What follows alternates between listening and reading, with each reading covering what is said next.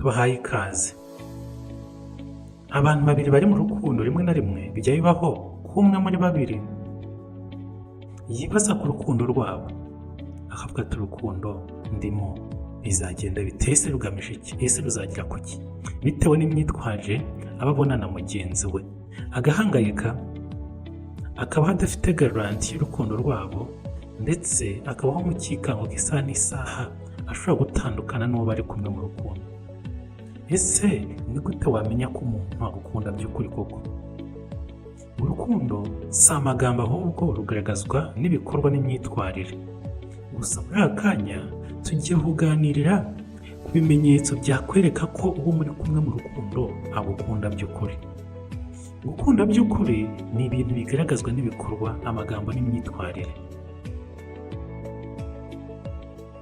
Ikimenyetso cya mbere cyakwereka ko uwo muri kumwe mu rukundo agukunda by'ukuri ni uko azakwitaho mu buryo bwose, kandi nawe ukabona ko witaweho koko. Iyo umuntu agukunda by'ukuri ubona ko akwitaho mu buryo bwose. Urugero, azajya abaza uko umunsi wawe wagenze, uko waramutse, uko wiriwe, yibuka utuntu duto mu buzima bwawe, nk'amatariki y'isabukuru yawe, umunsi w'akazi cyangwa umunsi ugiraho gahunda zidasanzwe, n'ibindi byinshi biva mu buzima bwawe bitandukanye. Azabizirikana kandi azahora yiteguye kugufasha mu bintu byose bikugoye. Iyo umuntu akwitaho muri buri kimwe, akamenya ikijya mbere mu buzima bwawe, aba arajwe ishinga no kumva ko buri gihe wahora umeze neza. Ibi bisobanuye ko ahora aharanira kuguhumuriza iyo uri mu bihe bibi, aho kuba umuntu ugusiga mu gahinda cyangwa akaguca intege. Ikimenyetso cya kabiri, uyu muntu aba yiteguye kugusangiza ubuzima bwe bwite. Umuntu mukundana nagusangiza ubuzima bwe bwite, mwaganiraga utabimubajije, uzamenye ko burya ari umuntu ukwisanzuraho kandi akubona mu buzima bwe bw'ahazaza, bityo agashaka kumumenya. Ugukunda by'ukuri agira umwanya wo kugusobanurira ibyo we yibwira, amarangamutima ye n'intego afite mu buzima. Ntabwo aguhisha cyangwa ngo aruca rumire cyangwa ngo yihishe inyuma y'ikintu utazi, ahubwo ahora ashaka ko mumenya mu buryo bwimbitse. Uyu muntu azakwemerera gusangira nawe ibihe byose, kandi akagusangiza amarangamutima ye ku bintu bitandukanye, harimo n'ibyo benshi bashobora kugirira ubwoba, nko kwerekana intege zabo cyangwa kubwira bagenzi babo uko bitwara mu bijyanye n'amarangamutima iyo bageze mu bihe runaka. Uyu we ntarya indimi ngo akora igiharya ko ameze neza kandi atari ko biri, kandi aramutse abikoze akakubwira ko atarwaye kandi arwaye, ngo byaba ari ukukurinda guhangayika cyane kubera we, kuko azi ko ugira amarangamutima, kuko azi ko umukunda, kuko azi ko ushobora no kutita ku kazi n'inshingano zawe nyuma yo kumenya ko arwaye. Ngashobora kukubwira ko atarwaye, ameze neza kandi arwaye gusa, ibyo akabikora ari ukugira ngo udahangayika. Ikimenyetso cya gatatu, ngo umuntu ugukunda bya nyabyo ngo yubaha umwanya wawe n'ibyifuzo byawe. Urukundo rw'ukuri rugendera ku buringanire, aho buri wese yubaha undi. Iyo ugukunda by'ukuri ataguhoza ku nkeke zo kugira ku byo ashaka wenyine, ahubwo akumva ko ibyifuzo byawe nabyo bifite agaciro, uwo muntu uretse kugukunda aba anakubaha bya nyabyo. Ndetse no mu bihe ugukunda yaba afite ibyifuzo bidasanzwe, ahora yita kuko uri bubyakire, agakora ibishoboka byose akakurinda ko ibyo akora bigutera umubabaro cyangwa igitutu. Uyu muntu aritwararika cyane kuko aba adashaka kukubabaza. Ibi abikora kubera gukunda. Ikimenyetso cya kane cyakwereka umuntu ugukunda muri kumwe, uyu muntu ugukunda azagusaba imbabazi igihe cyose yagukoreye ikosa. Ugukunda by'ukuri ntiyanga kwemera amakosa yakoze, nta guharira ngo gutere urujijo, ahubwo ahora agaragaza ikinyabupfura no gusaba imbabazi, kabone n'ubwo atakwerurira cyane nko ku ruhande rw'abagabo, ariko agaragaza ibikorwa birimo kwicuza, akanakwitaho mu buryo butari busanzwe kugira ngo ucuruke ukuntu umubabarira. Hari igihe kigira abagabo rimwe na rimwe gusaba imbabazi bikabagora, ibi biri muri kamere ya kigabo, ariko iyo yagukoshereje n'iyo umurebye mu maso urabibona, ubona ko afite ipfunwe. Iri pfunwe rero aterwa n'ikosa yagukoreye rituma yitwara bidasanzwe, akakwitaho, ukabona ari kugukorera buri kimwe cyose. Ashobora kuba yagura utuntu twiza cyangwa yakora nk'akazi ko mu rugo mu buryo butari busanzwe kugira ngo akwereke ko yawukoreye ikosa kandi arimo gusaba imbabazi, kabone n'ubwo atavuga. Umuntu ugukunda, uburyo bwe bwo gusaba imbabazi buterwa n'urukundo rwe rwimbitse, kuko aba ashaka ko ugira amahoro kandi ko urukundo rwanyu rukomeza kubaho nta nkomyi. Ikimenyetso cya gatanu cyakwereka ko umuntu muri kumwe mu rukundo agukunda by'ukuri koko, ni ukutagutinya cyangwa kukubeshya. Umuntu ugukunda by'ukuri ntabwo aba ashaka kwiyoberanya cyangwa kukubeshya kugira ngo yikundishe. Ni umuntu uvuga ukuri, kabone n'iyo uko kuri kwaba gushobora kukubabaza mu gihe runaka. Kuba gukunda cyangwa ukundana n'umuntu, uko gukundana kwanyu ntigusobanuye ko agukingurira umutima we mu buryo bwose busesuye, dore ko akenshi muba mutari abana, mbese mukirambagizanya. Gusa nanone akwereka ko agufata nk'umuntu w'ingirakamaro mu buzima bwe. Ikimenyetso cya gatandatu, umuntu ugukunda yishimira intambwe utera ujya mbere mu buzima. Iyo umuntu agukunda by'ukuri, ashimishwa n'ibyishimo byawe n'intambwe utera mu buzima, ikaba iyo guhurizwaho n'impande zombi.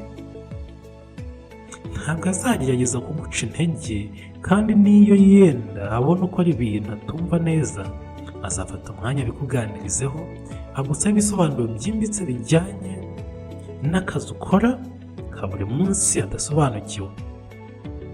Iyo yumva ari icyo wahindura mu buryo ukora cyangwa akazi ukora, abikugiramo inama, kuko aba arajwe ishinga n'iterambere ryawe no kuba wagaragara neza, rubanda bakagufataho icyitegererezo. Ibi ni byo aba ashaka, ntabwo aba ashaka ikintu na gito wakora kikakugiraho ingaruka, kikangiza izina ryawe muri rubanda, kuko aba yumva ko izina ryawe ryangiritse muri rubanda, n'irye naryo ryaba ryangiritse. Uyu muntu aba yaramaze kugushyira mu buzima bwe, mbese yumva muri inkubirane wowe nawe. Ikindi nanone, ntabwo umuntu ugukunda azagufatirana mu gihe ugeze ku ntsinzi, ahubwo azakugira inama y'uko wakoresha iyo ntsinzi wagezeho kugira ngo ukomeze gutera imbere. Naho naramuka atabigenje atyo, ahubwo ukabona ashaka ko mwishimira iyo ntsinzi mu buryo busesagura, cyangwa akagutura ibibazo agusaba ko bikemurwa n'ayo mafaranga ugenda wunguka, menya ko uwo muntu atagukunda. Iyo ari umukobwa noneho, ukabona ko ahora ashaka ko musohoka mukajya kwishima, mukajya kwishimisha, adahangayikishijwe n'amafaranga usesagura, uwo mukobwa mureke, kuko nta terambere yazakugezaho, yazakubabaza mu buzima. Ugukunda nanone ahora yumva yifuza kugufasha muri gahunda zawe no kukwereka ko ashoboye, agira ngo akungure ibitekerezo maze ugere ku nzozi zawe, haba mu bitekerezo cyangwa mu bikorwa by'imbaraga, ahora yiteguye kugufasha. Uyu ni wa wundi wasubika gahunda ze kugira ngo agufashe izawe zijye mbere, ukaba yumva ko ibyawe bisa naho byamaze kuba ibye. Uyu muntu aba agukunda kandi aba agufite mu mishinga ye. Ikimenyetso cya karindwi, kugira ngo umenye ko muri kumwe mu rukundo agukunda koko, azakugaragariza urukundo bitari mu magambo gusa, ahubwo azabinyuza mu bikorwa. Urukundo rw'ukuri ntabwo rugarukira mu magambo gusa. Uwo mukundana akaba agukunda by'ukuri, ahora agaragaza ibikorwa bikubwira ko akwitayeho, nko gutegura utuntu duto nk'ibirori cyangwa impano zihuye n'ibikubabaje cyangwa ibikunezeza mu buzima bwawe, nko gutegura isabukuru y'amavuko n'indi minsi igushimisha cyangwa ifite igisobanuye mu buzima bwawe. Iyi ngingo twari twayikomojeho mu kimenyetso cya mbere tugisobanura. Nanone ko gufasha mu bikorwa bya buri munsi akabyitaho nk'ibye bwite, ibi bizakwereka ko yamaze gufata umwanya mu buzima bwawe, kuyibona nk'uzakubera umugabo cyangwa umugore w'ahazaza. Umuntu nk'uyu nta gushidikanya abagukunda, nubwo uba ugomba kwitonda ukareba ibindi bimenyetso ndetse n'imyitwarire ye irimo uko abona ejo hazaza hawe nawe. Ikimenyetso cya 8 ni ukwihangana no kuguhumuriza mu bihe bibi. Urukundo rw'ukuri rugaragazwa cyane mu bihe bitoroshye, niho rugaragarira. Uwo muntu ugukunda azakomeza kuguha umurongo w'amahoro no gushyigikira, aho kugushyiraho umutwaro w'uburakari cyangwa w'ibibazo. Niyo ukunda mwagiranye ikibazo akikurakariye, ntajya arambirwa kukwitaho, azaguha care, akomeza gukorera iby'ingenzi mu byo yagukoreraga, kabone n'ubwo yaba akikurakariye. Mu gihe hagize igikomera ubuzima butifashe neza, uyu muntu ntabwo azigera ava ku murongo wo kukwitaho no kuguhumuriza. Aha niho muzabona mwarakaranyije pe, mwatonganye se, ariko wajya nko kugenda yenda utifubitse hari imbeho n'imvura igwa, ukabona aragukurikiye akuzaniye umwambaro w'imbeho kandi akikurakariye. Mu kuri aba akibabajwe n'icyo mwapfuye kitararangira gifite intimba, ariko kuba akikurakariye ntabwo bivuga ko uyu muntu atakigukunda. Urukundo ruracyahari, niyo mpamvu arimo kukwitaho, nubwo kwitaho atavuga, ukabona karakaye n'ibyo yagukoreraga akabikora, ariko ubona akibabaye. Wamubabaje, aracyababaye, ariko aragukunda, niyo mpamvu arimo gukomeza kukwitaho. Ikimenyetso cya 9 cyakwereka ko umuntu muri kumwe mu rukundo agukunda ni ugushyira imbere icyatuma mwembi munezerwa. Nta rwikekwe uyu muntu atera mu rukundo rwanyu, nta gukorera ku nyungu ze gusa, ahubwo byose aba abikorera inyungu zanyu. Intego zose z'urukundo rwanyu ahora azishyira imbere, akareba icyo mwakora mwese ngo umunezero wanyu urusheho kwiyongera.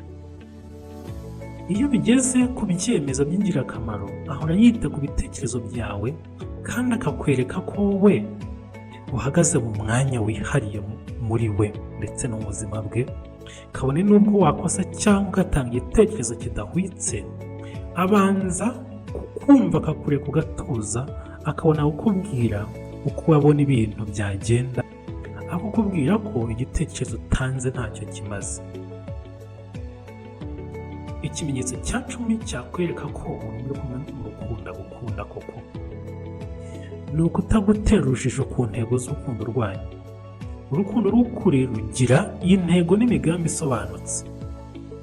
Iyo akubwira ko umubano wanyu ugana, ntabwo aguha ibitekerezo bitari mu murongo umwe. Byose aguha biba bihamye kandi abagushyira mu mishinga ye y'ahazaza.